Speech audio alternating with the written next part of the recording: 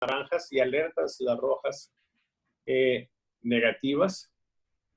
Y los puntos azules son alertas positivas y los puntos verdes advertencias positivas. Podemos ver entonces pues cómo tenemos signos buenos o alentadores cuando hay algo verde o azul y desalentadores cuando son naranjas o rojos. Pueden ustedes observar cómo a lo largo de este proceso hay 3 líneas de control, porque la idea aquí es que una vez que se estabiliza el proceso, se recalculan los límites. Tenemos entonces 3 niveles, ¿sí? Uno que llegó hasta septiembre del 19, otro que llegó hasta hace poco, ¿sí? Casi al final se ve que hay una variación en los límites. Y entonces tenemos la posibilidad de juzgar el proceso en función del pasado reciente. Eso es lo lógico, lo que hace sentido. No lo que hacen muchos de las 4T que andan buscando hacer un contraste con el pasado más remoto que puedan mientras encuentren un resultado mejor que el que ellos tienen. No mejor en el sentido estricto, sino que les favorezca a ellos, ¿sí? Decir, bueno, hoy perdimos tanto, pero fíjense, hace 20 años fue más, o hace 15 años fue más. Eso no tiene sentido, eso es andar justificando las cosas. En el sentido metodológico fundamental, de lo que se trata es de contrastar lo que nos está pasando con el pasado reciente, ¿sí? Eso es lo que hace sentido y es lo que nos da la posibilidad de corregir, de evaluar lo que estamos haciendo, saber si está funcionando o no, si está funcionando para mantenerlo y si no está funcionando para ver qué cambios hacemos. Esa es la filosofía de la mejora continua, no de la justificación continua, ¿sí? Entonces, vemos la gráfica de homicidios. Lo más importante siempre va a ser el último punto, y el último punto es ese que está de color verde, que dice 42. O sea, esta semana, y las semanas nosotros las contamos de viernes a jueves, ¿sí?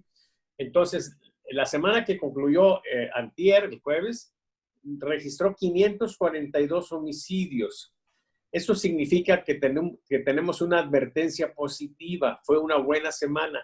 Y si regresan la vista un poco hacia atrás, se van a dar cuenta de que este valor 542 es el valor más bajo en los últimos 3 meses. O sea, es un buen valor, ¿sí? Algo pasó.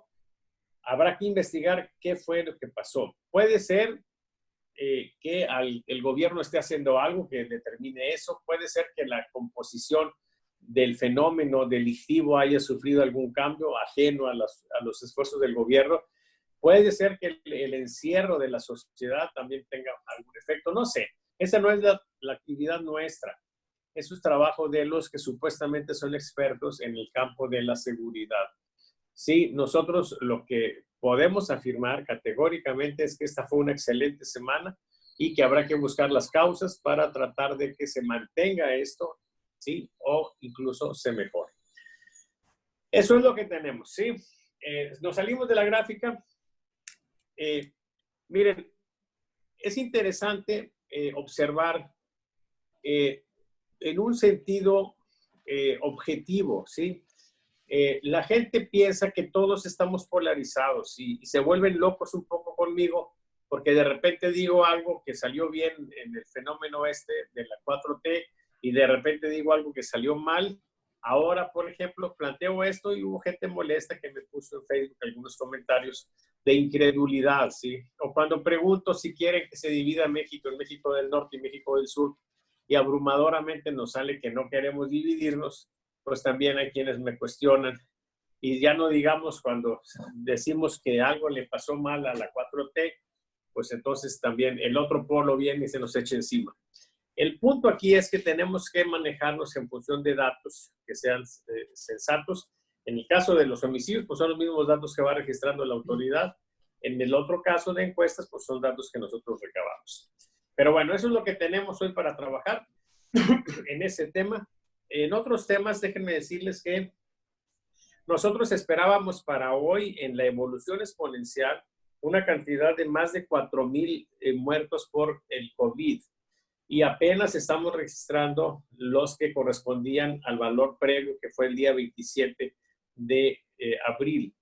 ¿Qué significa esto? Pues que lo que estamos teniendo es una situación mejor de la que el modelo establecería, o sea, que los esfuerzos que se han hecho han estado dando resultados. Eso es un tema que tiene que ver con la evolución del fenómeno.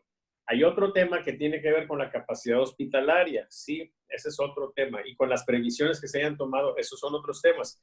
Pero lo que sí podemos afirmar es que en la evolución del fenómeno de la pandemia, sí se están apreciando resultados globales, ¿sí?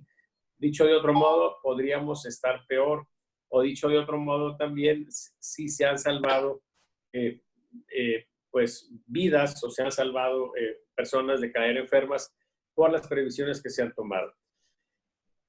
Con esto concluyo lo que tiene que ver con los datos. En el tema político, yo creo que hay cosas que son importantes. Número uno, hay estimaciones de que crezca en más de 20 millones la pobreza en México. Ese es un dato escalofriante. Número dos, el presidente López Obrador intentó tener una condición de mayor discrecionalidad con respecto a la reasignación de los presupuestos y fracasaron. Han tratado de presentar eso como una situación de atención a la pandemia, pero la verdad es que no tenían la fuerza y esto significa que se empieza a dar ya una situación fuerte de contención al presidente, un poco con las oposiciones, pero mucho también con lo que se está dando al interior de Morena, particularmente el liderazgo que está teniendo Porfirio Muñoz Ledo, sí, que le da el 15 y las malas a cualquier otro elemento de la 4T. Entonces es un fenómeno muy interesante, sí. Dios le dé larga vida a Porfirio. Ese es otro tema, sí. Y el otro, que es muy importante, es algo que advertimos desde hace mucho, que el vacío de poder que estaba dejando López Obrador se iba a llenar. Hoy el Norte publica en uno de los editoriales las conclusiones a las que llegaron los grupos convocados por el Consejo Coordinador Empresarial. Y esos grupos son multipartidistas, son empresarios, son intelectuales. Es un grupo, pues, que está convocando y llamando a una situación nacional que lo que está haciendo fundamentalmente es quitarle, arrebatar liderazgo a López Obrador. Ese movimiento debería estar encabezado por el presidente y lo está encabezando el Consejo Coordinador Empresarial. Esos moditos, por supuesto, que son muy molestos a los ojos del presidente, pero están haciendo lo que él pudo haber hecho y no quiso hacer, ¿sí? Entonces, la verdad no debería tener que quejarse, pero lo está haciendo porque efectivamente le están quitando espacios de poder. Entonces, es el fenómeno que tenemos en el ámbito político. Yo siento que se debilita el presidente al margen de que en las encuestas pueda salir con un valor u otro. El hecho objetivo es que esto representa una situación de debilitamiento, en mi opinión. Muy bien, es lo que yo pues puedo decir en esta primera parte. Yo quisiera escucharlos. Normalmente empieza Antonio Lomas. Vamos a seguir así, Antonio. Vamos a seguir con la normalidad. Ok, adelante. Hay algo que a mí me preocupa demasiado en relación con mi diaria actividad y con mi profesión. Yo siento que los periodistas y los comunicadores no están a la altura de las circunstancias. Yo he comentado en varios videos que en tiempos pasados uno de los personajes que andaba al frente durante los grandes eventos era el periodista. Bueno, debemos de recordar la Primera, la Segunda Guerra Mundial, los grandes debates. El periodista era uno de los centros en esa lucha. Hoy día yo los veo ausentes, veo al periodismo con muy honrosas excepciones, como gallinas sin cabeza. Unos ya se polarizaron y otros también. Unos no tienen una visión clara de lo que está pasando. Otros más están aliados, hacen periodismo militante en favor de López Obrador. otros en contra de López Obrador. Entonces, el verdadero margen de periodismo real, desgraciadamente, es muy pequeño. Por eso, le estamos dejando que el presidente establezca la agenda. A muchos compañeros periodistas que se ponen a ver la mañanera y en base a eso trabajan. Yo creo que ha llegado el momento en que el periodista debe de olvidarse un poco de Andrés Manuel López Obrador y acercarse a la noticia real que puede estar en la calle, en las grandes empresas, en las medianas empresas, etc. Todos los periodistas hablan del COVID-19, pero muy pocos son los que hablan de cómo se encuentra la ciudadanía en estos momentos, sobre todo las clases populares. Para terminar esta primera intervención, les digo que el día de ayer tuve una sesión de trabajo en relación al programa Hablemos Claro. Estuvo conmigo un empresario. Anda muy molesto el sector empresarial, me dijo, porque la gente no entiende que tiene que quedarse en su casa. Y me dijo, hay montones de taxistas que andan en la calle, hay mucha gente. Los vendedores están rebasando al gobierno porque andan casa por casa vendiendo productos. Algunos ya se están instalando en algunas calles de Monterrey, hay muchos comercios abiertos y eso no se vale. Sí se puede quedar uno en casa, me dijo. Me dice, mira, yo hoy me levanté a las 9 de la mañana. Salí, me metí a nadar un poco a la alberca para desestresarme. Me eché un regaderazo con agua tibia, bajé al comedor a desayunar con mi mujer. A la 1 nos pusimos a jugar un juego de mesa con mis hijos. Ya después me puse a ver una serie y me recosté. Le dije, oye, ¿sabes cómo viven las personas que están en mini casitas? ¿Dónde van a meterse en una alberca, hombre? Se hace alberca nada más cuando llueve muchas veces en esa casa, hombre. Y tú me dices, me puse a jugar con mis hijos.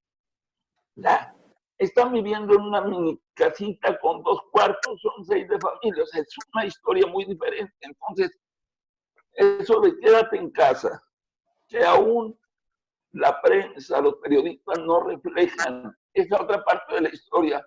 Está carajo, ahí la dejo. Sí, Ernesto, fíjate, tú, Antonio, es cierto eso. A veces uno no se da cuenta pues de la condición en que se vive. Sí, yo, en la empresa nuestra, afortunadamente, hemos podido conservar la actividad porque se hace en casa. Entonces la gente pues mantiene sus ingresos completos. Y una de las cosas que nos dimos cuenta cuando logramos esta manera de trabajar es que algunas personas nos dijeron, pues sí, está muy bien porque pues conservo el trabajo y todo, pero a mí me gustaba ir a trabajar allá porque era ese periodo de trabajo era cuando yo podía estar en un lugar con aire acondicionado. Sí. Aquí estoy en la casa, pero pues tengo calor, ¿sí? Y entonces te das cuenta, pues, de que hay una serie de cosas que se pueden asumir como una cierta normalidad, pero en realidad es una normalidad de unos cuantos, ¿sí? Hay situaciones de vida un poco más pesadas. Y yo creo que, pues, de esas cosas vamos a ir haciendo conciencia cada vez más personas, ¿sí? Hace unos días vi una entrevista de una compañera que es hija de un empresario muy connotado aquí en Monterrey, de Eduardo Garzate. Ella se llama Carmen Garzate, y tiene una organización de filantropía. Y una de las cosas que me llamó mucho la atención es que hace una corrección basada en un pensador que habla de que vamos en el mismo barco, y dice, no vamos en el mismo barco, vamos en la misma tormenta, pero cada quien va en diferente barco. Algunos dijo, pues como yo, ella sí lo plantea, pues vamos en un yate, tenemos ahí todas las comodidades, pero alguien va en un barco chiquito, alguien va en una canoa, ¿sí? Alguien a lo mejor va en un tubo inflable, ¿sí? Entonces son condiciones diferentes las que estamos viviendo y en consecuencia pues la manera en que podemos enfrentar el aislamiento pues es distinto. Ya ahorita tenemos un problema a nivel mundial de un valor récord de embarazos no deseados, de violaciones, de agresiones, de divorcios. Es una consecuencia social que vamos a ver, así como después de las guerras resultaba pues que nacían en algunos países pues, niños con rasgos alemanes o rasgos japoneses o de otro tipo, pues ahora va a haber toda una generación de hijos de la pandemia, ¿sí? Incluso lo más triste, porque pues habrá hijos en el ámbito amoroso de la pandemia, sí, pero va a haber hijos no deseados de la pandemia. En fin, nada más para precisar un poco más y recordar eso que escuché esta semana. ¿Quién sigue, Ernesto? Bueno, yo quisiera retomar algo que se viene dando en el país cuando hablan ustedes de las confrontaciones y la polarización de la sociedad. Esta semana, si ustedes tuvieron oportunidad de ver algunos editorialistas, empieza a haber un cambio determinante en cómo ven la situación del país. Y si ven ustedes, por ejemplo, dos de los de aquí de Nuevo León, Butril, habla de que es una lucha ideológica. O sea, ya cambió el sistema de decir, es que el presidente no nos entiende, es que no nos comprende, es que no tiene la idea de lo que está pasando. No, ya entendieron, al menos este par, entre ellos Livas, entre ellos Butril, y cuando menos tres más de los que escriben en Reforma, pues plantean ya como un problema ideológico, que al final del día son dos concepciones ideológicas diferentes. Y entonces, ¿te acuerdas que yo propugnaba porque esto es un problema de ideologías? Todos los sistemas económicos del mundo tienen un proceso de nacimiento, desarrollo, crecimiento, expansión, y empiezan pues la declinación. El sistema económico fundado por el capitalismo o neoliberalismo, como le quieras llamar, al final del día es capitalismo, llegó a su cúspide con la globalidad y hoy nos encontramos pues con un sistema que trajo la más grande cantidad de pobres en el mundo.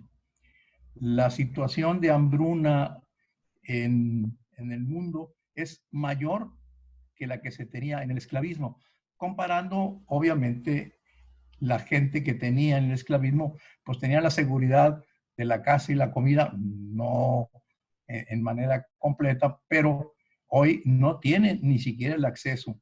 Hoy el hecho de que se planea aumentar en casi 30 millones de pobres en México, pues es un impacto muy pesado para el sistema económico que actualmente rige. Por eso se empiezan a dar condiciones diferentes, porque la ideología es un conjunto de ideas acerca del mundo y la sociedad que responde a un interés, a una aspiración o a unos ideales de un grupo de personas. Bajo esa perspectiva, estamos hoy en una discusión y en un debate de dos tipos de ideologías. La ideología que trata de tener al mercado y a la demanda y al libre mercado como Dios fundamental, y otro grupo de gente que plantea la necesidad de acabar con la competencia y buscar lo que es algo mejor, no estar en competencia de la suma cero. Nosotros analizamos con algunas empresas la teoría de la suma cero.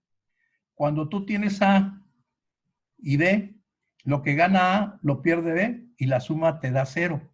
Entonces la emulación pudiera ser una de las características que cambiara la forma, y esa es la ideología que algunas gentes proponemos para cambiar el modelo económico que hoy nos rige, que es la competencia.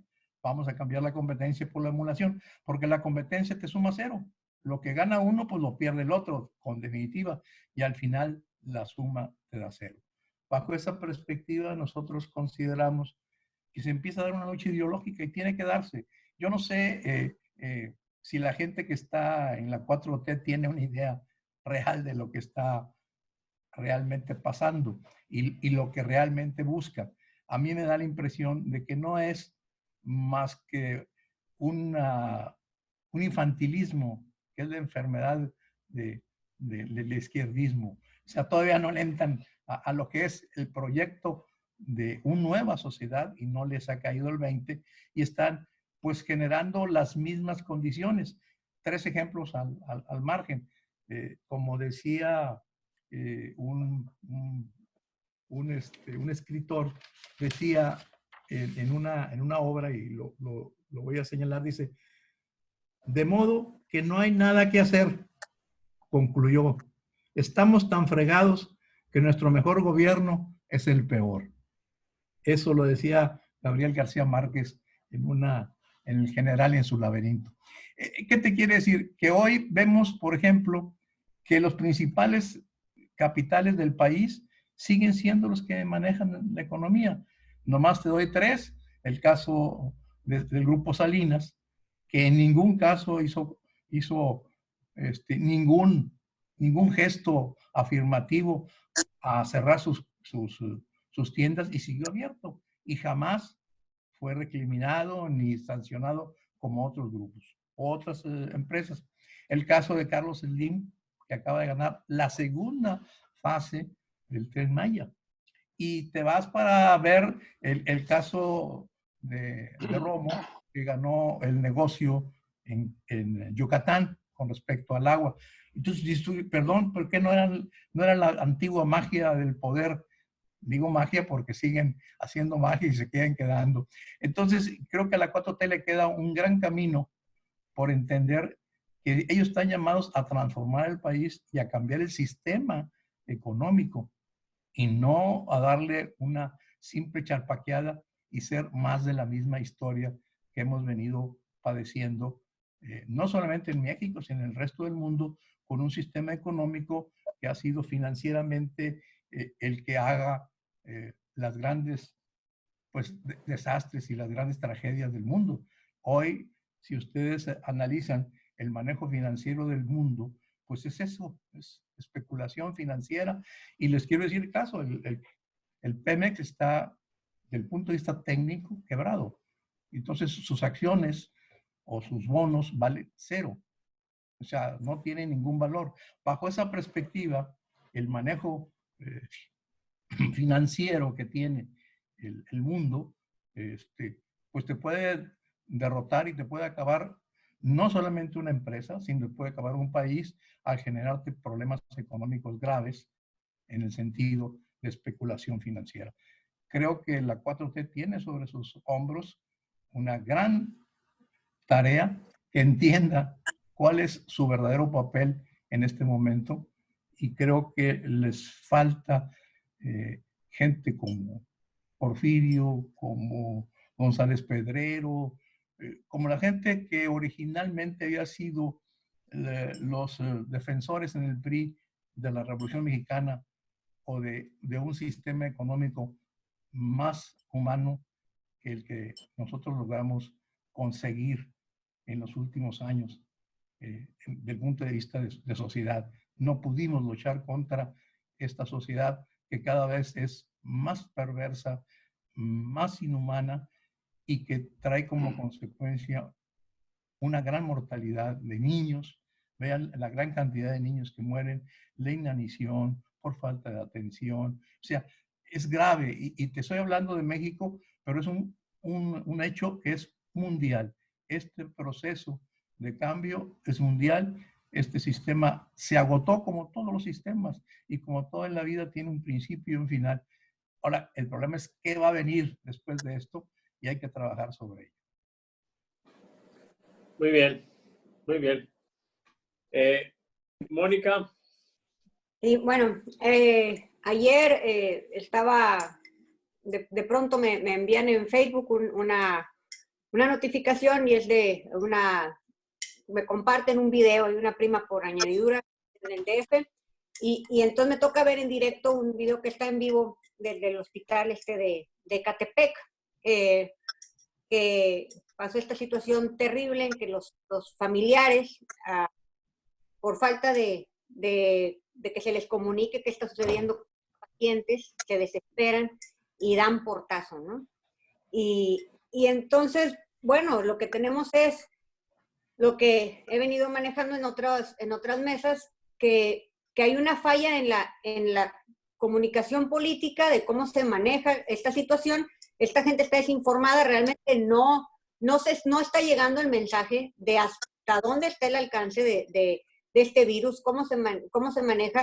Se siguen dando desde el poder de la presidencia, siguen dando noticias con el afán de no empanicar a la gente, ¿no? Con esta historia de que en la pandemia que iba a matar 500, pero se murieron 2,000 porque los otros se murieron de miedo. Entonces no hay que provocar miedo, pero se está provocando que entonces haya unas ideas terribles, porque se subestima cuál puede ser el efecto, y al momento en que pasan las desgracias, esta gente está diciendo, los médicos me mataron a mi familiar. Son declaraciones y son formas de pensar terribles. Y vaya, tenemos una desarticulación también en cuanto al manejo, que al parecer ha sido correcto por parte de la atención médica, y una falta de psicología social de cómo abordar a la sociedad para explicarle esta situación, y además para poder cambiar esta estructura y o sea, todas estas tradiciones. Somos un pueblo muy sociable, de mucho contacto físico, y realmente se requiere toda una proceso para reeducar a las personas. Deberíamos tener una campaña intensiva en que se hablara de la importancia de esto. Y bueno, definitivamente creo que también pone de manifiesto que sí era requerido el uso de la fuerza pública para comenzar a meter a las personas que estuvieran haciendo actividades no esenciales a sus casas, porque vaya, se dejó a libre albedrío, ¿no? En esta idea de que el pueblo es bueno y sabio, y el pueblo pues simplemente no acató, y no tenemos una situación en que la gente esté saliendo a trabajar por necesidad. Estamos teniendo una situación en que justo ahí en Ecatepec, hace 2 semanas o una semana, se desarticularon 3 fiestas masivas, así, de bailes enormes que se están organizando, y vaya, ese tipo de cosas las hace la gente y no ve ahora que esto es consecuencia de sus acciones. O sea, dicen, los médicos están matando y se genera una violencia terrible. Golpean a las enfermeras, golpean a los médicos. Entonces, sí, que si ya se están viendo estas consecuencias, pues se tome medidas que dimensione. Sí hay atención psicológica, pero individual, para el estrés de quienes están en casa, de quienes están teniendo problemas económicos, de los médicos, pero un programa de psicología social en el cual se aborde la gente y se entienda que es todo un trabajo, porque tienes que cambiar tradiciones muy arraigadas, y tienes que explicarles cómo es que esto va a tener consecuencias. Pues estas son las consecuencias, y las consecuencias de no haber comunicado bien las cosas. Pero son consecuencias inevitables. Por mejor que comuniques, son aspectos culturales que llevan años para modificarse, ¿sí? O sea, esta es una situación, pues, de algún modo inevitable. Tal vez el control de daño sea lo que pudiera marcar la diferencia, pero el daño ahí está, es muy difícil. Y es que es terrible, pues, o sea, de pronto dejar a un enfermo.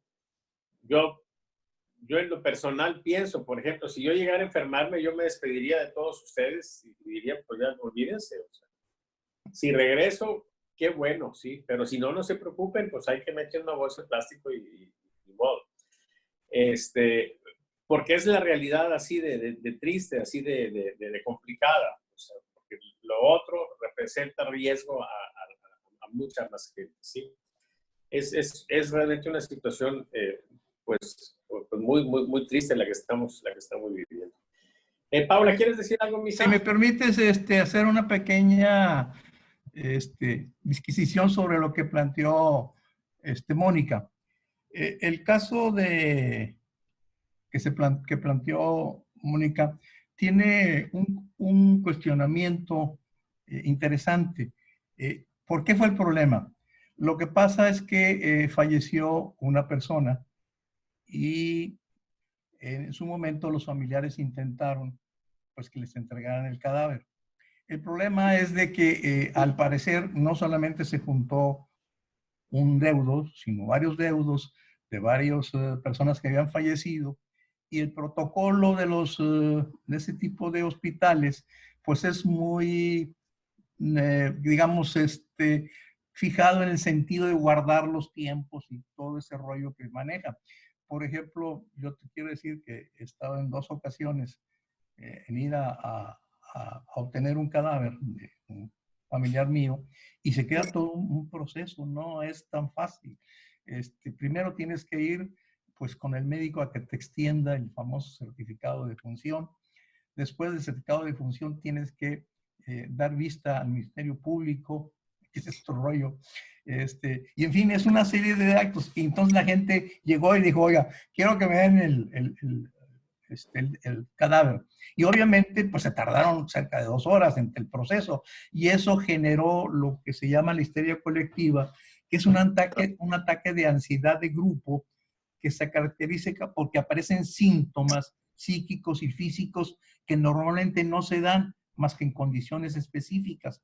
Entonces de pronto tú sientes la ansiedad de que no te entregan el cadáver, que ya tienes un par de horas o más esperando y no hay una información que te satisfaga, porque sí te dicen que se va a tardar, pero eso a ti no te satisface tu ansiedad y eso genera lo que se llama la histeria colectiva y que es una psicosis de grupo y que de pronto todos se ven conectados en un actos incluso de violencia como sucedió ahí. Y esa es parte de un proceso que la gente en nuestro pueblo así es.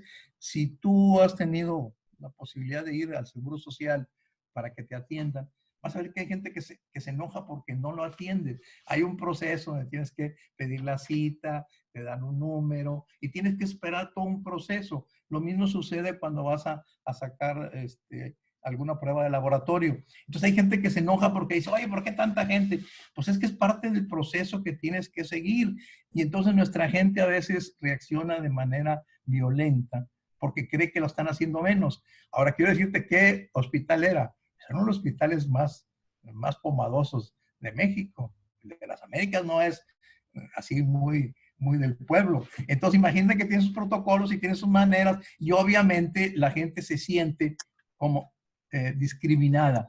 Vengo aquí y me tratan de todo mal. ¿Por qué? Porque no tengo dinero, porque no tengo capacidad. Y esa condición te va generando esa ansiedad y esa manera de reaccionar.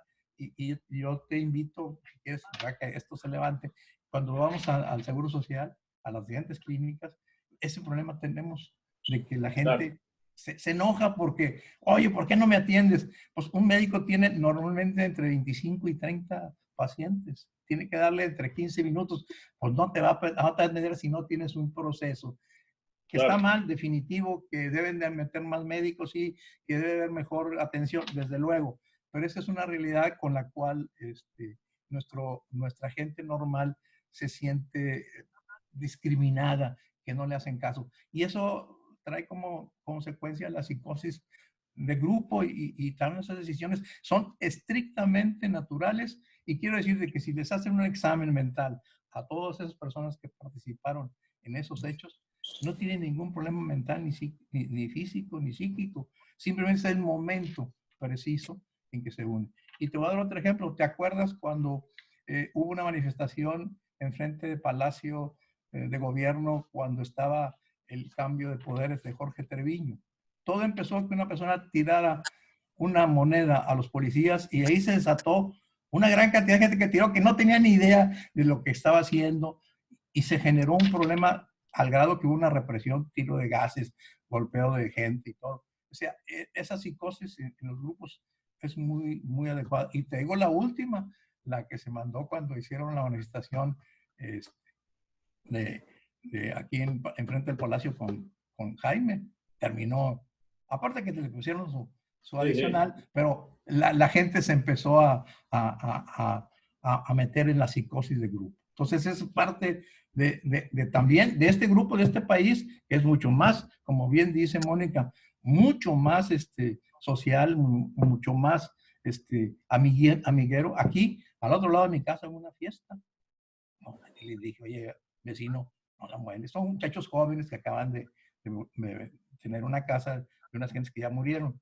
Y le digo, oye, son las 2 de la mañana, ya bájale, aunque no haya trabajo. Entonces, fíjate cómo les vale. Y son muchachos entre 25 y 40 años. Entonces, está muy arraigado. Es mi cumpleaños. O sea, no puedes detener un cumpleaños ni aún con el problema de la pandemia, porque es parte de esa idiosincrasia de los mexicanos. Y en los otros países también. Yo creo que en Italia, fíjate lo que pasó. Y así debe ser. Es parte, yo creo que Mónica, pues lo que planteas es muy cierto. Habría que buscar maneras de ir cambiando esa mentalidad, pero eso le cuelga. Muy bien, queda. Paula, ¿querías agregar alguna cosa? Bueno, nada más, el día de ayer la revista Forbes publica los resultados de Mitofsky.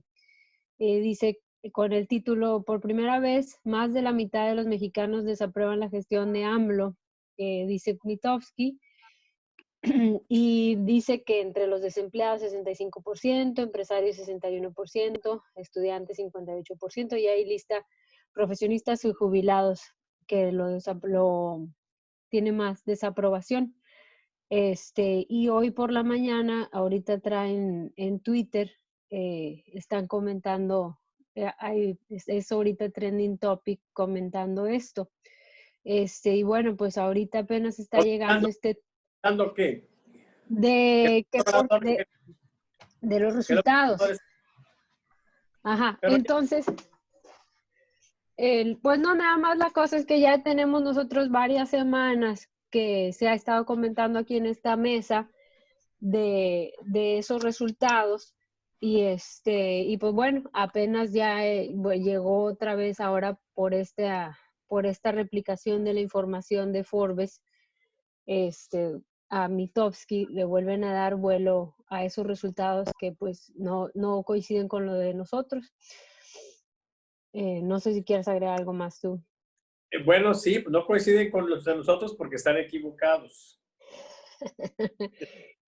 El problema ya lo hemos explicado muchas veces. Mitofsky y otros, como no tienen dinero como antes para hacer encuestas, entonces han buscado la manera de tener algunos datos, aunque no sean buenos, pero que sean baratos. Y lo más barato es entrar a Facebook y decirle a la gente que contesten una encuesta. El problema ahí es que se violan muchas cosas. En primer lugar, no es una muestra aleatoria, ¿sí? La gente responde a voluntad. Puede ser que en esas encuestas sucesivas la gente una y otra vez conteste la encuesta. Es muy difícil en una muestra aleatoria que a una persona le toque una vez. Es muy difícil que le toque una vez. Que le toque 2 veces es sumamente difícil. Que en 3 encuestas le toque es prácticamente imposible. Aquí está muy manoseado esto, pero lo más grave es un dato adicional. La polarización que tenemos, lo que muestra es que entre la gente que más apoya a López Obrador es la gente que no tiene internet. Y entre la gente que menos apoya a López Obrador está la gente que sí tiene internet, que son los que están en Facebook. Entonces, estas encuestas son parecidas a ir a hacer una encuesta para ver qué piensan de AMLO en un mitin panista. O sea, no es exactamente eso, pero es esa situación. O sea, es un grupo especial que no tiene una buena opinión del presidente, la que están utilizando para tratar de acreditar su opinión como la opinión de todos los mexicanos. Ese es un error fundamental. Y ese error creo, es lo que ha envalentonado a muchos que ya están pidiendo la salida, la renuncia de López Obrador, y que genera una respuesta en el grupo de López Obrador de que hay algunos golpistas, etcétera. ¿Sí? Y es lo que está provocando esta polarización. Yo creo, pues, que lo que refleja que Forbes, ¿sí?, le dé vuelo a estas cosas, pues es la ignorancia que tenemos. Esta semana salió un artículo de los grandes grupos de investigación tratando de rescatar la encuesta. La encuesta no tiene remedio, ¿sí? El problema de la encuesta es que opera en un mundo fijo, y el mundo que tenemos es un mundo cambiante a raíz de la telefonía celular y de la internet. No es casual que las encuestas hayan empezado a hacer su ridículo cuando empezaron las redes sociales, cuando empezó la telefonía celular y la internet. Coinciden las fechas, es un fenómeno global, como es global, son dos fenómenos globales, uno condicionado por el otro. Las redes sociales y el internet se da y luego empiezan las encuestas a fallar en todo el mundo. La solución es la que nosotros dimos desde el 93, ¿sí? El problema es que la gente tarda en aceptar una situación, sobre todo cuando no es ampliamente difundida, sobre todo cuando nadie quiere saber de nosotros. O sea, no hay un medio de comunicación que diga Salvador Borrego dijo esto, ¿sí? Luego lo dice, pero no dice que Salvador Borrego lo dijo. Entonces, bueno, es normal, ¿sí? Pero yo creo que con el tiempo se van a dar cuenta. Pero por lo pronto, bueno, pues ahí síganle. Dentro de unas cuantas semanas vamos a empezar a tener una emisión semanal explicando nuestra metodología, explicando por qué las encuestas no tienen sentido y dando la solución para que pues las gentes que quieran poner una empresa de estas pues tengan una manera de hacerlo, y las empresas que tenemos hoy que quieran ya empezar a hacer las cosas bien pues también lo hagan, ¿sí? Les tenemos ya la solución también para ellos. No estamos peleados, nosotros queremos que hagan las cosas bien y tenemos la forma de ayudarlos incluso. Pero bueno, eso va a tardar. Por lo pronto, no le hagan caso a esas encuestas, no tienen sentido, ¿sí? El presidente, a pesar de los pesares, sigue en una condición de fuerza, al menos hasta la semana pasada. Vamos a medir en estos días, no sé si mañana o pasado, y entonces, bueno, vamos a ver cómo sigue. Están sucediendo muchas cosas que hace lógico que en cualquier momento pueda tener un deterioro importante, pero pues nosotros medimos y lo que se registra es lo que les presentamos. Por lo pronto, no hay ese desgaste. ¿Alguien más quiere participar? Toño, te veo con ganas de decir algo. Mira, son dos cosas. La primera de ellas, me llegó por ahí un comentario que me llamó mucho la atención. Vamos a reventar las redes con Todos Somos Barlet. Debemos de recordar que por ahí le pescaron con los dedos, le pescaron a uno de los hijos de Barlet con una macro tranza. Entonces, varias gente de la 4T se indignó porque se le estaba cuestionando al hijo de Barlet. Se aventaron diciendo, vamos a reventar las redes, afirmando, todos somos Barlet. O sea, no sé la mentalidad que tienen los seguidores. Perdón, ¿con la idea de que todos son corruptos o cómo? No, pues en defensa. How many eggs do you want to boil? 3. You said 3. En defensa de que todos andan mal los que critican a Andrés Manuel López Obrador, pero somos 30 millones o más los que defendemos a López Obrador. Si uno señala cualquier error de uno de los integrantes de la 4T, nos salen con que estamos atacando a López Obrador. Y eso a mí se me hace terrible. Y en relación a las encuestas, déjenles comento que, y lo comenté en la emisión pasada, las encuestas son una fuerza que al irnos al sector de los hechos, a mí no me da mucha seguridad de que sea una fuerza real. Simple y sencillamente esas encuestas, cuando se nos diga, vamos a salir a la calle, vamos a invertirle a este proyecto, vamos a en realidad a enfrentar para apoyar a López Obrador. No sé cuántos lo hagan, porque les voy a decir una cosa. La gente de menos recursos económicos es la que está apoyando a López Obrador. En el momento en que se le diga, ¿sabes qué?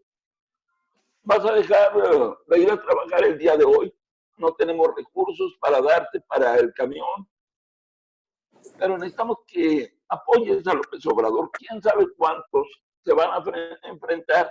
O en el momento en que se les diga, ¿sabes qué? Ya no hay dinero para pagarte tu beca, quién sabe qué vaya a pasar, porque ayer que me reuní, repito, con unos empresarios, ellos me decían, bueno, es que la realidad es que de nosotros depende la fuerza y el poder de López Obrador. Si dejamos de pagar impuestos, ¿de dónde va a sacar para dar sus famosas becas? Y si no da becas, el mundo se le va a venir encima. El problema también en relación a los empresarios es que ahorita hay un terrorismo fiscal. Varios de ellos se acercaron para buscar negociar y les dijeron, no, tú tienes que pagar lo que te corresponde y punto, porque es una deuda que vienes cargando del año pasado. Así es que no tienes por qué argumentar lo de la pandemia. Tú pagas y punto. Y ellos dijeron, para nosotros es muy clara la situación. Si nosotros no pagamos, no hay dinero. Si no hay dinero, no hay poder de López Obrador. En contraparte, el frente que se está formando es gente con mayor capacidad económica, son líderes de opinión, son gente también que tiene que cuidar muchos intereses. Y cuando esos intereses se afectan, realmente se da la confrontación. El pobre se vaya o se quede López Obrador, no tiene mucho que ganar ni mucho que perder. La clase media y la clase alta son en estos cambios históricos los grandes beneficiados o los grandes perjudicados. Ahí la dejo. Muy bien, Antonio. Bueno, vamos a dar la Quiero hacer una aclaración con respecto a las estadísticas y a las encuestas que... Mira, el tercer paso de lo que es una ideología es que la ideología guía y justifica el comportamiento práctico de los hombres que están en el poder, acorde a con los intereses y ideales que tengan. O sea, la ideología trata de darle validez objetiva, que no lo es, a los ideales que tiene. Y creo que aquí estás confrontando dos ideologías. Lo que está haciendo la gente de las encuestas, pues es seguir la ideología, y la ideología de ellos, pues va con los intereses que también participan. Entonces, pues ¿con quién van a estar? Pues van a tener que hacer lo que tengan que hacer. Por ejemplo, decía un maestro mío hace muchos años que cuando manejamos el problema de las utilidades, decía, pues ¿cuánto quieres ganar? Dime qué quieres que aparezca. Entonces, eso sucede con los encuestadores. Ellos saben que dependen ideológicamente y económicamente de quienes en su momento los ajuarearon. Y no tienen ningún interés técnico ni científico, simplemente es un problema ideológico. O sea, van a seguir haciendo lo mismo porque es la única manera que ellos entienden de congraciarse con quienes les pueden en su momento retribuir eso. O sea, ellos no tienen ningún interés de estar acertados ni de decir la verdad. Y si quieren encuestar, por ejemplo, exclusivamente en un negocio donde todos, o en un club, por ejemplo, en que tú vas allá con los riquillos en San Pedro, entonces, pues obviamente, pues vas a perder ahí. Digo, si te pones a una votación. Entonces, ¿qué te quiere decir con eso? Entonces, en esa perspectiva, depende del objetivo a donde vayas. Y muy claro, me decía alguien, oye, están diciendo, claro, pues ¿qué quieres que van a decir en contra? Pues claro que no, van a tratar de manejar, esto es propaganda política. O sea, es lo que la gente a veces me dice, es que técnicamente, no, olvídate del tecnicismo, es problema de propaganda política. Y te voy a dar un dato, el 36% de aumento en la recaudación de vis a vis del año pasado con con respecto a las declaraciones de personas físicas y morales fue mayor en un 36%. Simple y llanamente te están aplicando el concepto de pagar. Antes tenías la opción pues, de jugar con los números. Hoy no te están dando oportunidad de jugar. Punto. Así. Por eso están recaudando más. Y tú dices, es que alguna gente dice, no, es que se les va a acabar el dinero. No. A ver, ¿por qué crees que el presidente tiene la capacidad de diferir todos los presupuestos de todas las secretarías a sus 11 fundamentales proyectos? Pues eso es, todo lo que llegue poquito, pues se va a mandar para allá para mantener ese tipo de programas que le sirven y que son políticamente e ideológicamente los que a él le interesan, punto. Claro. Es muy objetivo. Tal vez no sea muy adecuado a la realidad del país, no esté adecuado a lo que el país necesita, sí, pero es ideológicamente lo que ellos están planteando. Así es. Muy bien, Ernesto. Sí, es propaganda política, es justamente eso que acabas de señalar, pero yo lo que observo es que es una propaganda que está teniendo poco efecto. Ese es otro boleto. Ese es otro boleto. Es otro boleto, sí. Ha perdido efectividad desde hace tiempo. Miren, cuando uno ve esas encuestas, cuando uno ve cómo los medios de comunicación, pues que tradicionalmente han sido los más influyentes, ¿sí? O al menos los que tienen más, pues, fama, les dan muchísima difusión. Cuando vemos a comunicadores, a intelectuales, a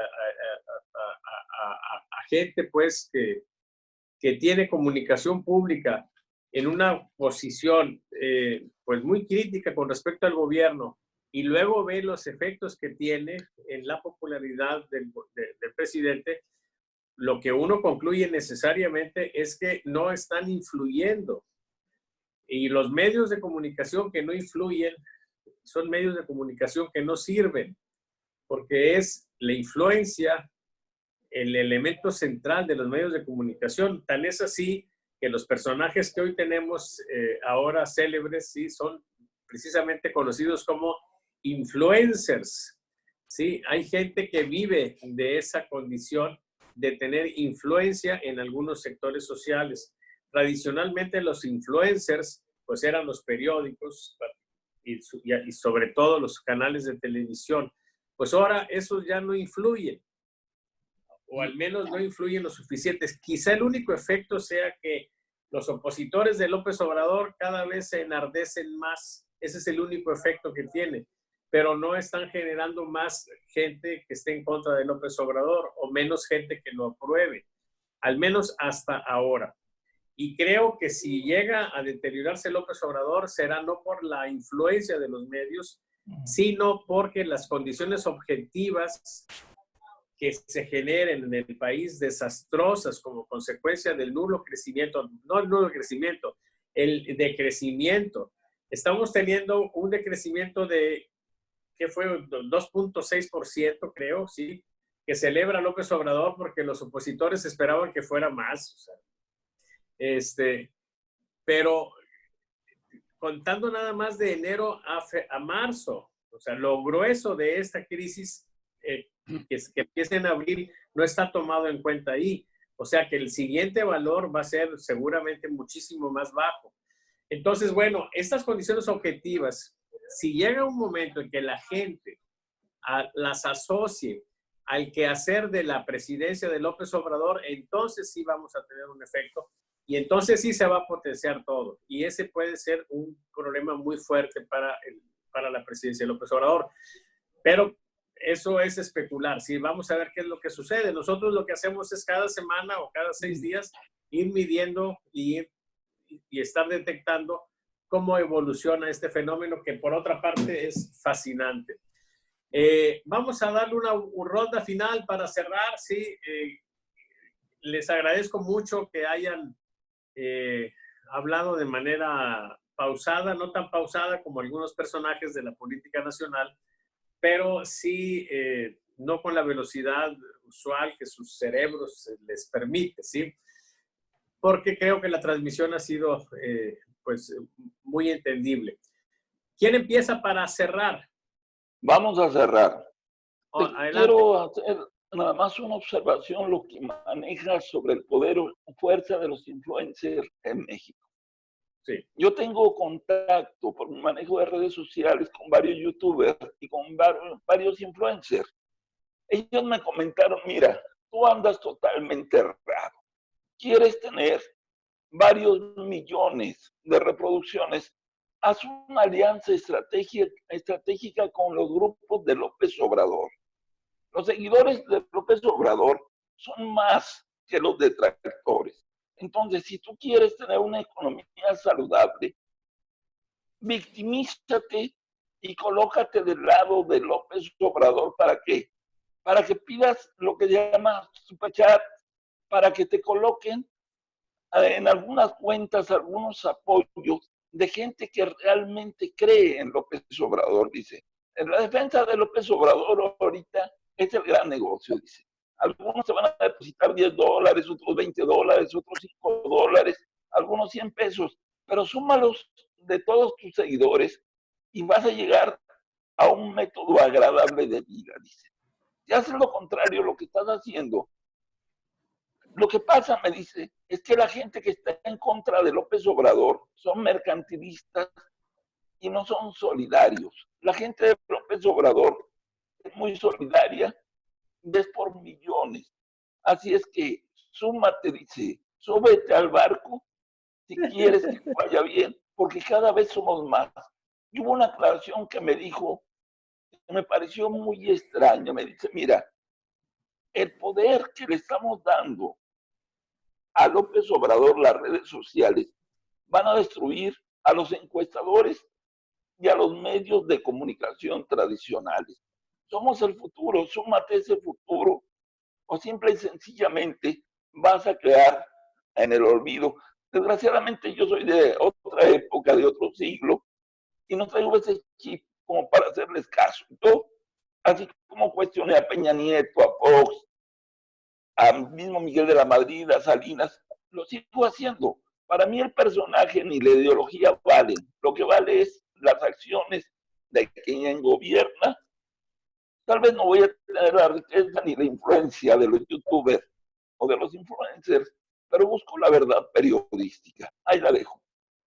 Oye, Toño, entonces te pasó como al personaje aquel de chiste, ¿no? Que te dijeron no tienes dinero porque no quieres. Sí. Ya, Salvador, no tenemos dinero porque no queremos. Ya nos mostraron el camino sagrado. Es cosa de que des tu brazo a torcer. Oye, nada más se acuerda de una cosa, y eso lo dijo López Obrador sabiamente. El dinero es cosa del demonio. Sí. Yo con el demonio a ninguna parte. Así es. Bueno, pues de modo, nos tocará ser pobres, Toño. ¿Qué le vamos a hacer? Así es. Yo creo que hay una carga muy pesada, sí, por los que están apoyando a López Obrador, porque a lo que tienen que renunciar es a una condición de objetividad y es para muchos renunciar a sí mismos. Y ese es un precio muy elevado. Yo la verdad creo que una vez que pase esto de la 4T, o una vez, si no la 4T, una vez que pase lo de López Obrador, va a haber muchas personas en una condición deplorable porque van a andar en una situación de mucho desprestigio, ¿sí? Van a tener que pues enfrentar pues el juicio natural de sus conocidos porque inexplicablemente se quedaron callados cuando debieron emitir alguna opinión. Y ese es un precio muy elevado que muchos no están dispuestos a pagar. Y yo veo personajes, por ejemplo, incluso Carmen Aristegui, que de repente trata de tomar distancia, trata de salvarse a sí misma. Otros personajes como él, Peterson, sí, es David, creo. David. Peterson, David, sí. Otro también, René Delgado. Gente que ha apoyado a López Obrador de manera muy clara y que ahora están pues tomando distancia, señalando errores, porque saben que lo que les va es su vida, su prestigio, su condición personal. Sí, otros no lo van a poder hacer y dentro de algunos años, pues van a arrastrar la vergüenza de haber sido y el dolor de ya no ser, como dice el tango. Sí, y yo creo que los que aguantemos hoy, manteniendo una condición de objetividad periodística, como dices tú en tu caso, y en el caso nuestro, una condición de objetividad científica. Ahorita nos cuesta, muchas veces señalamos cosas que son positivas, de repente algunas negativas, sí, y en nuestro juicio personal, al cual tenemos derecho, y nuestra libertad de opinar, al cual también tenemos derecho, pues decimos, señalamos que hay cosas que son errores de orden político y algunas aberraciones absolutas en el campo de nuestra especialidad, pues como la consulta a la madre tierra, las consultas a mano alzada, todas esas son, lo hemos dicho con todas sus letras, idioteces, ¿sí? Y cuando esto pase, yo voy a poder decir con mucho orgullo, yo como estadístico, como matemático, a diferencia de los matemáticos de mi generación, de este tiempo, que se quedaron callados, inexplicable, criminalmente callados, ¿sí? Que no abrieron la boca, y yo sí dije que eso estaba mal. ¿Sí? Los otros que están ahí recibiendo dinerito ahí como investigadores, ¿sí? Que saben perfectamente que está muy mal y que se callan la boca, van a tener que pasar la vergüenza una vez que esto suceda.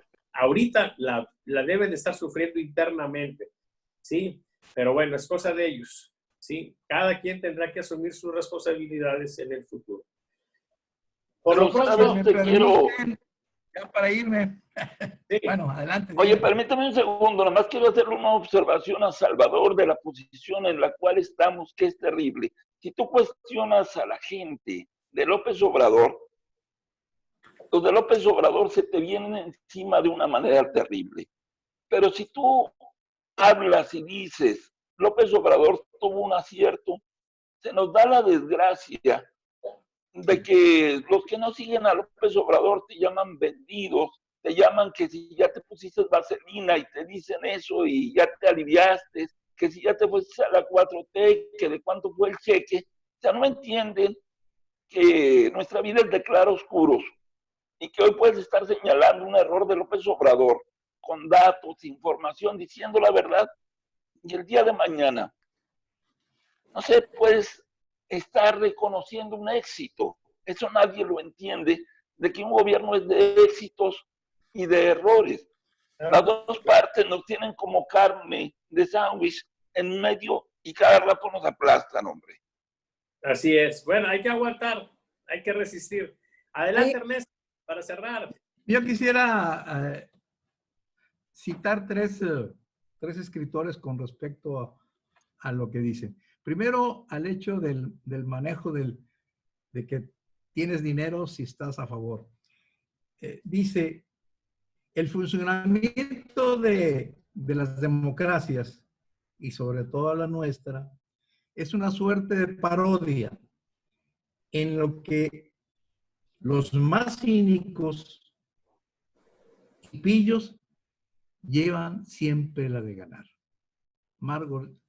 Mario Vargas Llosa. Dice también, o sea, para la gente, siempre los pillos y los cínicos pues van a ganar. Entonces, hay que tener un grado de cinismo pues, para seguir al jefe. Para algunos funcionarios públicos, fíjate bien, la corrupción moral y material es algo que no existe en los animales, sino es exclusividad de los humanos. Entonces, ya saben de dónde viene la corrupción, va a ser parte esencial del ser humano. Y otro para aquellos, los que siguen de manera puntual las órdenes del jefe, dice, la adulación a un gobierno que no mana nunca de armas gemelas. O sea, la emulación y la adulación nunca nace de armas grandes, dice, sino que es patrimonio de los espíritus pequeños que cada día se empequeñecen más. Es parte de eso, o sea, hay gente que busca empequeñecer más. Y quiero recordar hace varios años, yo me reunía siempre que venía a Monterrey, Facundo Cabral. Teníamos una amistad de discusión y de buen ambiente. Y la última vez que estuvo por aquí en Monterrey, antes de que ya no estuviera con nosotros, estaba yo en el Ambassador y platicamos precisamente de lo que sucedía en el país. Y me decía él, el problema de México, dijo, es lo que decía mi abuelo. Dice, y es algo que yo digo siempre en mis presentaciones. Y decía, mi abuelo dice, yo era un hombre valiente, pero solamente le tenía miedo, dice, le decía él, su abuelo le comentaba, a los pendejos. Y le pregunté por qué y respondió, porque son muchos y al ser mayoría, eligen siempre al presidente. Es todo. Así es. Bueno, lo que pasa es que la democracia nos alcanzó, ¿sí? Siempre ha sido así, pero antes, pues acuérdate que había el fraude democrático, ¿sí? Entonces se podía... El fraude patriótico. El fraude patriótico, sí. Bueno. A lo de la encuesta. Para cerrar, sí. mija. Bueno, varias cosas porque me saltó la segunda ronda. Okay. En cuanto a la encuesta, recuerdo una vez que comentaste que antes de que el pueblo se decepcionara de López Obrador, probablemente López Obrador se iba a decepcionar del pueblo, porque no es este pueblo bueno y sabio, ¿no? Y no es la misma cara que te dan cuando eres oposición y cuando estás buscando el voto que cuando ya estás en poder. Y en este sentido, bueno, creo que hay una cuestión aquí, lo que mencionaba de que necesitamos que se involucraran científicos sociales, en particular mucho de psicología social. El problema es que los políticos se sienten que son expertos en psicología social y en áreas sociales, sienten que ellos son los expertos. Desde que comenzó el tema de la pandemia, hemos visto cómo entregan despensas, se sienten en campaña, entregan despensas y gel desanitizantes y etcétera, ¿no? Y el problema es que el político ciertamente tiene un oficio, tiene una sensibilidad, pero para leer, para sentir cómo vibra la gente y entonces ponerse en ese tenor y agradarles para acaparar más votos. Y aquí lo que hacía falta era, o sea, lo que hace falta es un análisis, una sapiencia, un conocimiento para hacer justamente lo contrario, para ir en contra de cómo vibra la gente, de cómo se mueve la gente, porque hay que cambiar estructuras y tradiciones. Y bueno, la cuestión en cuanto a los científicos, tanto del área de las ciencias exactas, como los médicos que están, como en las ciencias sociales, se topan con la realidad, se estrellan con la realidad a final de cuentas. El político no, porque el político se autoconcibe como un agente de cambio. Él construye su propia realidad y construye su sociedad como es y en base a eso la aborda porque va a cambiar, ¿no? Va a cambiar la sociedad como él la concibe, como la quiere. Y aquí creo que hemos llegado, se va a ver más que nunca el presidente en una disyuntiva de hacer lo correcto versus ser popular. Y va a, porque aquí,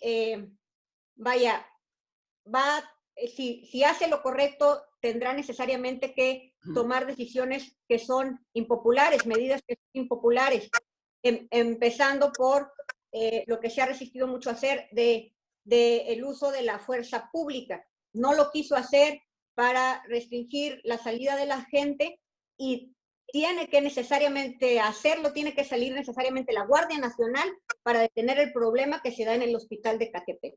Entonces, sí, o sea, creo que con esta situación de la pandemia nunca más, o sea, se va a dar como nunca esta situación de hacer lo correcto versus ser popular o tomar decisiones y acciones populares. Y va a ser, vamos a ver qué decide, ¿no? Creo que hacer lo correcto le va a costar mucho políticamente, pero si va por la otra opción, le va a terminar costando políticamente aún más y nos va a costar mucho a nosotros como país, como pueblo, como sociedad. Muy bien. Salvador, dame 2 minutos. Sí, claro, adelante, adelante. Mira, es para lo siguiente. En la parte muy interna de mi ser, de aquella parte de cuando yo fui activista, que marché, que luché en contra de lo que llamábamos el mal gobierno, estoy un poco lastimado en relación a la sociedad. Acaba de morir uno de los íconos de la música, de los famosos trovadores. Y la sociedad civil, así como también los activistas, los medios de comunicación y las redes sociales, no le dieron un merecido homenaje. Me refiero a Óscar Chávez. Yo recuerdo que en muchos de los eventos de protesta a los que fui aquí en Nuevo León y en el Distrito Federal y en otras partes, algunos exigíamos que se pusiera la casita de Óscar Chávez, el pendejo, el diputado, etcétera, una serie de canciones que él tenía que nos motivaban. Y desgraciadamente, Óscar Chávez no murió a tiempo. Ok, el presidente le hizo un micro homenaje, pero yo creo que la historia en este momento está siendo injusta con él. Cuando me enteré del fallecimiento de Óscar Chávez, yo pensé que iba a ser algo enorme en las redes sociales, en las estaciones de radio, en la televisión, en los periódicos, una plana entera en el norte, etcétera, un programa especial en Televisa, en TV Azteca, todos los youtubers transmitiendo las viejas canciones, y no. Desgraciadamente, con esto me enfrento a la realidad tan terrible de los seres humanos. Nadie es eterno y la popularidad, la realidad del ser humano, se va desapareciendo conforme pasa el tiempo. Disculpen por este desahogo emocional de mi yo del pasado, pero todavía conservo algo de ese viejo activismo en mi alma. Ahí la dejo. Sí, una cosa que a mí me llama la atención con respecto al deceso de Óscar Chávez, sí, al lamentable deceso, es que parece ser que los lazos de él estaban pues con gente pensante, sí, pero hoy particularmente me llama la atención que Catón, mi amigo Armando Fuentes Aguirre, plantea que él es el autor de la letra de La Casita. Él escribió, pues allá en la época del gobierno de Díaz Ordaz, las primeras estrofas, ¿sí? de esa canción. Y entonces le habla a Óscar Chávez y le dice que le gustó mucho, que si le da permiso de musicalizarla porque le gustó la letra. Y pues Catón dijo que claro que sí. Después dijo, habría que agregarle algunas partes más de la letra y así fue. Entonces, viendo el tipo de amistades que tenía Óscar Chávez, yo la pregunta que me hago, y pues no sé si hay alguna respuesta, es ¿qué estaba pensando él del gobierno de López Obrador? Él, en el sentido crítico, sí, que siempre se le reconoció cómo visualizaba este gobierno. Yo no he escuchado ninguna declaración pública sobre él, pero pues otros que apoyaron decididamente a López Obrador manifestaron su inconformidad, particularmente de los grupos de artistas, ¿sí? Entonces, pues ahí va a quedar quizá como una duda, quizá se despeje pronto, pero pues sí, es cierto. Yo por lo pronto en la emisión de Pandemios Bohemios Opus 8, que va a ser el próximo jueves, ya tengo programado cantar una de las más bellas canciones de Óscar Chávez, que es Por Ti.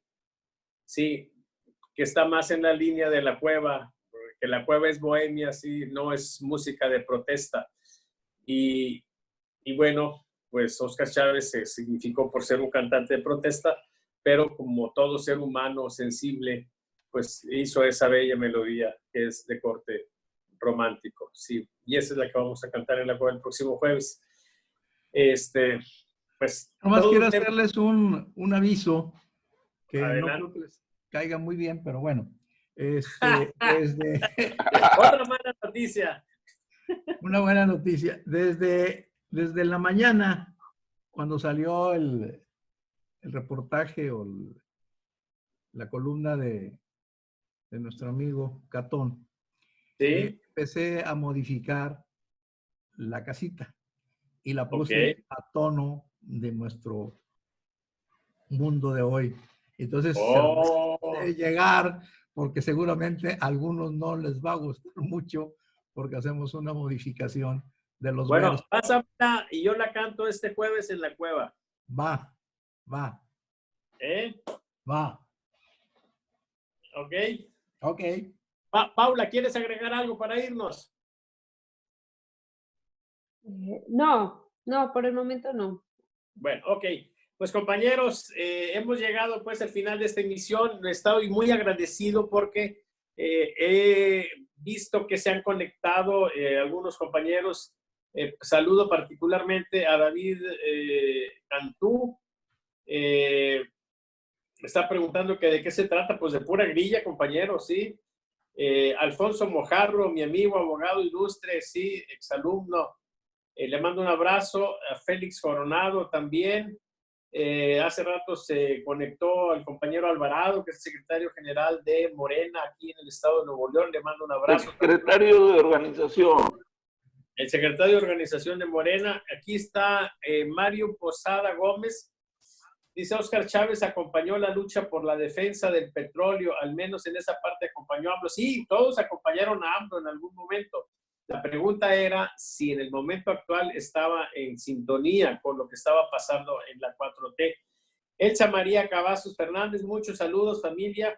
Gustavo García Soria Ramírez, da Lindos, Ciudad de México. Ok, bueno. Y se ha compartido... Salvador, déjale, mando un saludo a Roberto Benavides, que también nos está viendo. Te has de recordar de Roberto Benavides, hombre. ¿Cómo que no me he de acordar? Pues ese es mi amigo del alma de toda la vida. Hemos sido correligionarios siempre. Sí, bueno, ahora no tanto, pero la amistad ha estado ahí siempre latente. Estoy en constante comunicación con él, sí, yo lo quiero mucho. Oye, yo pensé que ibas a decir, yo lo AMLO. ¿Perdón? Pensé que ibas a decir a Roberto Benavides, yo lo AMLO. No, somos amigos, coincidimos, bueno, en la Prepa 9, pero desde los movimientos estudiantiles, pues yo lo tenía, pues ubicado, presente, quizá él no a mí, pero luego en la Prepa 9 coincidimos, ellos estaban pues en el movimiento Espartaco, y yo pues era un ente medio raro, así, o sea, con nexos con las izquierdas, unos a lo mejor pensarían hasta que era de derecha, sabrá Dios, sí, cada quien le pone a uno la etiqueta que le da la gana, pero sí, de hecho Roberto ha estado con nosotros en la mesa grillera, sí, ojalá que se conecte un día de estos. Es una persona a la que yo admiro por su honradez, sí, y bueno, como en todos los casos sobre las personas, pues cada quien tiene su opinión, sí, pero yo le reconozco y tengo elementos de juicio para afirmar que es una persona intelectualmente decente y como persona íntegra. Y le mando un abrazo, por supuesto. ¿Qué más quería yo decirles? Que se ha compartido más de 20 veces esta transmisión, lo cual me da muchísimo gusto. Les agradezco su atención. Los que lo vean en YouTube, si se quieren suscribir a nuestro canal, háganlo, por favor. Esta es una mesa interesante porque es una mesa que se mueve en base a datos, sí, datos duros. Pretendemos hacer un poco de análisis, pero a veces se da el análisis en base a otros temas porque es ampliamente libre la mesa, ¿sí? Y es una mesa abierta. Lo que queremos es tener aquí un espacio donde coincidan gentes con distintos puntos de vista pero con el ánimo de discutir de manera serena la situación, en el ánimo de que vayamos entendiendo por qué hay inquietudes en un sentido y en otro. Y somos enemigos, o yo me declaro enemigo de la polarización, ¿sí? De la irracionalidad, ¿sí? Creo que tenemos que buscar una situación donde lleguemos al acuerdo político, un acuerdo en el que a veces ganemos, a veces perdamos, pero que nos mantengamos unidos en un ambiente democrático, ¿sí? Donde, por supuesto, la piedra angular de esto sea la libertad de expresión, y aquí la ejercemos, ¿sí? Como dice el señor presidente, con todo respeto, ¿sí? Pero con todo respeto señalamos pendejadas, ¿sí? Y también... ¿Ok? Bueno, les agradezco mucho su atención, difundan esto, les digo, participen, y la información que tenemos nosotros, pues, se está actualizando cada 6 días, por eso es una mesa que les presenta lo que nadie les va a presentar, ¿sí? Que es la acción del personaje político más importante, ¿sí? Porque hay un personaje más importante que López Obrador, hay un personaje más importante que todos, ¿sí? Y ese personaje es la comunidad completa, ¿sí? Los mexicanos todos somos el personaje fundamental, y para conocer la opinión de ellos se tiene que utilizar la ciencia estadística. Es la única, ¿sí? La opinión pública es lo que sale de una encuesta, dice Vincent Price en su libro Opinión Pública, sí, justamente. Un personaje colectivo. Entonces, ¿perdón? Un personaje colectivo se llama en literatura. Es un personaje colectivo, sí. De hecho, lo que hace la encuesta es saber qué es lo que está en la conciencia colectiva, ¿sí?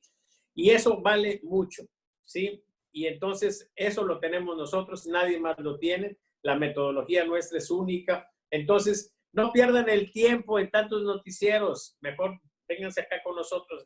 Créanme que les va a ir mucho mejor, ¿sí? Los demás, pues muchos son propaganda, muchos ahí traen sus fantasías todavía, o algunos sus resentimientos, ¿sí? Nosotros somos otra cosa, créanme. Entonces, les agradezco mucho su atención, que se conecten, y aquí vamos a estar en este esquema los miércoles y los sábados. Entonces, próximo miércoles, desde las 10 de la mañana, conéctense. En Facebook mandamos la liga, ¿sí? Participen, o sigan la transmisión, ¿sí? Y entonces, cada vez tenemos información. A veces tenemos información de homicidios, a veces tenemos información sobre cómo va la situación política en nuestro monitoreo. Les agradezco de nuevo su atención, que tengan un excelente fin de semana, ¿sí? Pues bueno, casi igual que todos los demás días ahora, pero bueno, ya estamos por salir, sí, ya falta menos, ¿ok? Que tengan, pues, una condición que les permita superar esta situación de manera pues no muy dolorosa, ¿sí? Hasta entonces, me despido. Muchas gracias a todos los que estuvimos en la mesa, sí, y a todos los que nos siguieron amablemente, que se siguen conectando. Miren, déjenme ver si rescato antes de irnos. Gustavo García Soria, Elisa María Cavazos, ya dije, Mario Posada Gómez, Alfonso de Mojar, sí, son los mismos. Hasta luego, bye.